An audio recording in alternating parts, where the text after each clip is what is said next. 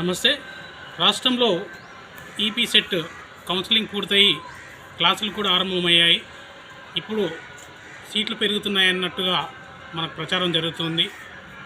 ప్రధానంగా మనం చూసినట్టయితే ఈపీ సెట్ కౌన్సిలింగ్ పూర్తయి దాదాపు నెల రోజులకు వస్తుంది. మళ్ళీ మొన్నటికి మొన్న కోర్టు ఆర్డర్ ద్వారా 3000 సీట్లు పెరుగుతున్నాయని చెప్పేసి చర్చ జరుగుతుంది. కోర్టు ఇచ్చిన తీర్పు ప్రకారంగా ఈపీ సెట్ కౌన్సిలింగ్ మరి కొందరికి విద్యార్థులకే పెట్టాలా, అందరికి పెట్టాలని తర్జన భర్జనలో ప్రభుత్వాలు ఉన్నాయి. మేము ఒకటే కోరేది రాష్ట్ర ప్రభుత్వాన్ని, ఈపీ సెట్ కౌన్సిలింగ్ అనేది ఏదైతే కోర్టు అనుమతి ఇచ్చిందో ఆ కోర్టు అనుమతి ప్రకారంగా విద్యార్థులందరికీ కూడా కౌన్సిలింగ్ ఆరంభిస్తే అందరికీ మేలు జరిగే అవకాశం ఉంటుంది.